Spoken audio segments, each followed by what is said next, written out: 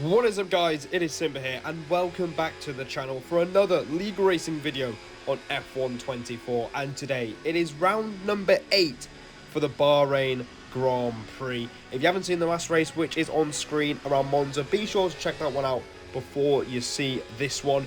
And if you are enjoying the league racing content on this channel along with the team racing content, make sure you hit the like button and get subscribed for more league and team racing content. The channel is slowly growing one subscriber at a time, and that applies to my Twitch channel as well, where you can see these races streamed every Friday night at 7 PM UK time. And obviously uni is back up and running, so I'm going to try my best to get these videos out as soon as I can. And this one is a little bit overdue as I missed the last race in Mexico as well, so this was nearly 2 weeks ago. So I'm going to try my best to remember everything that happened. As you can see, we're on our first lap of the session. We've done a 28.1 in the first sector, which is actually a pretty solid way to start your first lap of the session. And obviously you saw on the main straight, you saw that, you know, we have to go to the right hand side, hugging the pit wall in order to avoid bumps on the track. Woke nonsense is what I call it. You know, back on F1 2021 and even 2020 and every game before this one, you didn't have to do that. Hence why every time you see us on the main straight, I'm just going to call it woke nonsense, because that's essentially what it is, because Codemasters don't know how to make an F1 game properly, as we have a bit of a moment there, a little bit of a wiggle at the exit of turn 13 as we come to the end of sector 2, and that could have been a really poor start to the session. Getting that first lap is very important, but we don't have to worry about the bumps on the main straight towards the line. We're using up the rest of the battery, and we cross the line now. It's not a very good lap. It's a 26.9. It puts us 5th at the time, but since everyone can do a really good lap around Bahrain, expect us to drop a few places even lower than 6th if we don't get the lap times in. So, woke nonsense. Going on to the main straight, you can see we're gaining time on the Delta, and that is just ridiculous to look back on, in all honesty with you. It just looks stupid. And what else is stupid is how far we were from the apex. At turn 1, we have a moment through turn 2, and going into turn 3 and preparing for turn 4, we're a tenth and a half down. So this is already looking like a disastrous lap, unless we have something to say about it in the final 2 sectors. It's a 28.2, a midpoint 2 in sector 1, which isn't great. We do clean up our act through turn 6 and 7, and heading into turn 8, we do get a little bit closer to the apex. We don't lose the rear end, and we've managed to gain at least 600s there, and we can still find a way to salvage the lap. Down towards 9 and 10, we miss the apex there, and we don't take the curb on the outside, and somehow that gains us a little bit of time back. But you can see this is really scruffy. And remember, my PB in AEC was a 26.8, and I wasn't really happy with that lap either. I have unlocked some pace in CTC when I was qualifying with FGE at the time, with a 0.6 banker. You can see now we're literally gonna finally be green on the Delta by half a tenth, as we put in a purple middle sector apparently, but it's not the improvement I was looking for. Round the last corner, we've lost a little bit of time on the exit, and now up to the line. How was that a tenth improvement? Mate, every single week I can't do a lap to save my life. I'm so far off my PB right now. And I'm not happy with the lap. I'm saying that I'm far off my PB, and that is definitely the case. My PB going into this session was a 26.4, and we're quite a way off it, so we're going to need a big improvement. We've dropped to P10 now, and this is the last chance to find a much needed improvement. Woke nonsense down the main straight, as it somehow helps the Delta as we now prepare for turn 1, where hopefully we hit the apex. On the anchors into 3rd, the answer is an emphatic no. We do not get near the apex, and we do clean up our act through turn 2, and through turn 3 we've gained a 10th. But remember, the first sector was a 0.2. I've done a 0.0, so let's see if we can gain any more time through turn 4. It looks a little bit cleaner. We've gained nearly a tenth and a half, and it's a very low 0.1, so we've not quite hit a 0.0, but it's still a very solid first sector. Going into turn 8, we do get the car slowed down, but a little bit too much. We don't carry any minimum speed, and we miss the apex by a country mile, so we're really having trouble finding an apex apparently.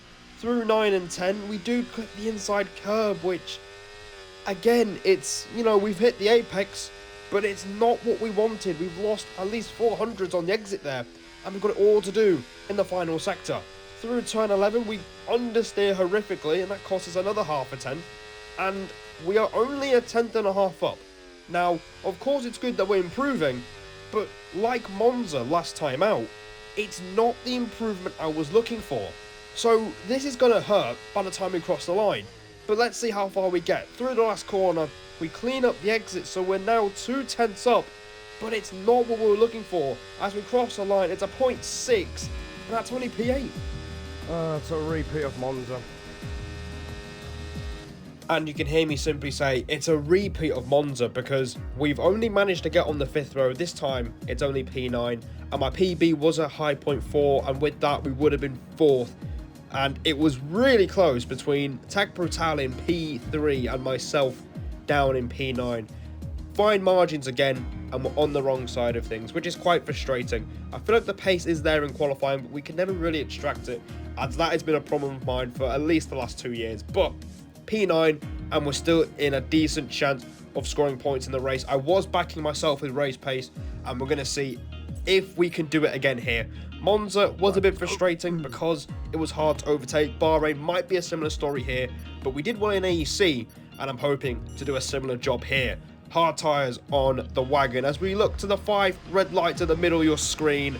5 red lights for the Bahrain Grand Prix. And the lights are out, and we are underway, but 2 cars have just jumped the start. So we've dropped 2 places already, and we accelerate down towards the first corner, where it's very easy for a collision to take place. We're going to take the outside line, and we're not going to get squeezed out compared to last season. Through turns 2 and 3, there's an Aston Martin spun round, and we're side by side with NLR Spicer for P9 as we look to try and retain position on the opening lap, but we make a better contact with him. Okay, cheers, Spicer, mate. Thanks for that. Yep, nice. Very good. Absolute tosses. Fantastic. I love that. That's great. Absolute plonkers. And just like that, the race has been essentially ruined. Not ideal. We made contact with Spicer, and we just lock on with another 2 cars. 3 cars. I believe it was 3 or 4 wide out of turn 4. And knowing the contact model in this game, it's never ending well. And to make matters even worse for us, we've actually got a little bit of front wing damage, and that's why the title is what it is. So what we're going to do is, we're not going to box for a new front wing. Instead, we're going to try and go the whole way through this race with front wing damage, as Flo serves his drive through penalty at the end of the first lap for jumping the start. I believe my teammate Jerome did the same thing. So we should see a few more cars boxing for a drive-through penalty. You can see Jerome's in as well, along with Bobbert as well, who's pitted from the soft. Okay, so and I can tell you that he's gone for the hard tyre as he looks to try and get his McLaren to the end of the race. So we are up to P12. We are 2 places off a points-paying position, but this is where things are a little bit painful. Pitting? Oh, well, Samuel's just had enough. Fair enough. Now, this is where things get very painful. We're just on a PB, but we're 6 seconds off that big train. It's not ideal. And as I explained there, that's the painful thing. Of course, we're fine. We can still carry on. We've still got 4 wheels on our car. But the problem is, that has really cost us a big gap between us and the front runners in front, as there's a bit of a split in the train as well, which makes things even worse. So any sort of hope of Monza happening where the field naturally bunches up, it's not going to happen here, sadly, as the gap is quite big and we're a good 7 seconds off the train in front. So that's our race basically in the toilet. We just have to try and keep going. Instead of Qatar, where I did retire halfway through the race because I simply just could not be bothered, we're going to show a little bit of discipline here on this channel and keep on going, as the pace felt pretty decent. It's just the front wing damage, I believe, was costing us a good 3-4 tenths a lap. As you can see over the laps, the gap between myself and Daddlepad, who was the Aston Martin that spun round, has been slowly increasing. It was 4 seconds at the time. Now as we skip to lap 19, it is now well over 6 seconds, bridging on to 7 seconds by the time everyone has made their pit stops. Speaking of pit stops, we haven't stopped yet. That's why we are currently running around in 5th place.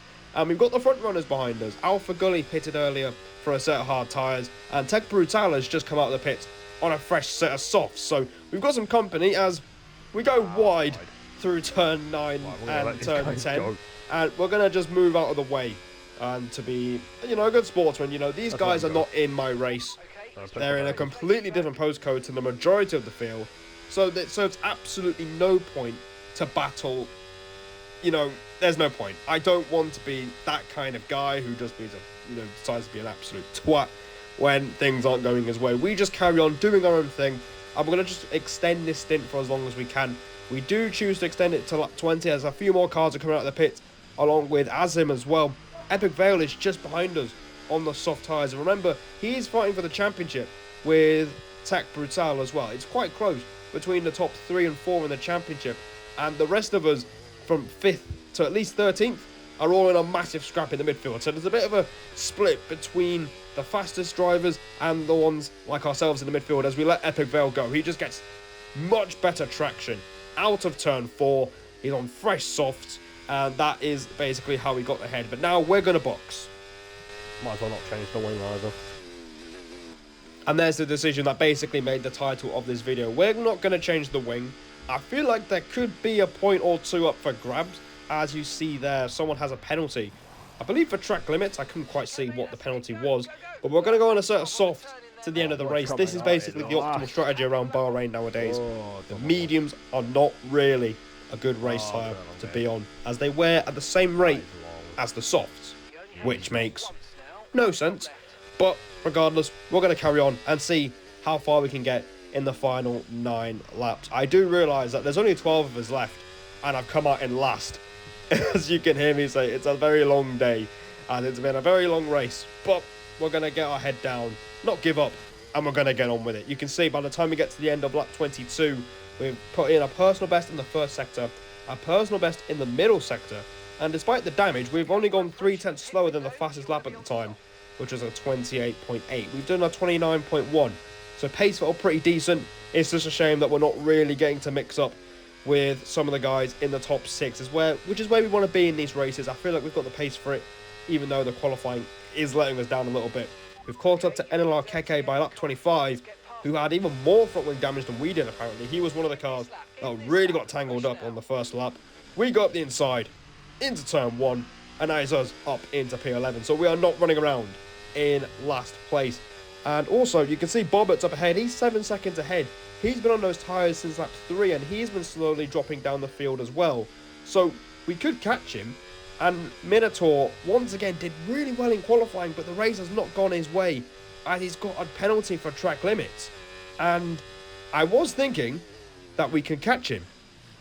Skip to the last lap, because I want to save a little bit of time on this video. And that's exactly what we've managed to do. Not only we've got into his penalty range, we're within 2 seconds. So we should get P10 quite easily. We only got 1 warning. I believe we've got 1 or 2 warnings at the start of the race. So we have been mindful of track limits. And Bobbitt is only 4 seconds up the road. So if there was maybe another lap or 2, we might have given ourselves a bit of a shout at maybe P9. But P10 will not be a bad thing at all, as Epic Vale got pole position, clutched up in qualifying and clutches up in the race. He wins the Bahrain Grand Prix to reduce the gap in the Drivers' Championship from himself to Tech Brutal. And for us, I was hoping to relay with Keke, trying to get into Minotaur's DRS, but we don't need to worry about it, as we're going to come through and get 1 championship point after having damage. As if I got a point. Let's go. Feels like a win. So, race done here in Bahrain, and we do end up finishing P10. Minotaur could not get his penalty removed, and that puts us into the final points paying position. And you also heard my relief as we crossed the line. I couldn't believe that we actually managed to get a point despite having damaged the whole race. But looking back on it now, it definitely feels like a missed opportunity. It just shows that qualifying, well, it's crucial. Even in league races on F124, where 10 cars could be within a chance of a win. When that happens, you need to be in the right place at the right time, and that starts with qualifying, which, as you know, has been a problem of mine for the last year or so. And I am trying my best to work on it, but obviously we are lagging a little bit behind. the rest. But a point is a point. I have missed Mexico, but I will be streaming Jeddah, which is the next race, tomorrow at 7 p.m. UK time. So make sure you tune in for that. And that'll be the end of today's video, guys. So subscribe for more legal racing content. We're going to try and end the WR season strong. And check out the 2 videos on screen if you haven't seen them already, because there will be more to come. And as always, I will see all of you in the next one.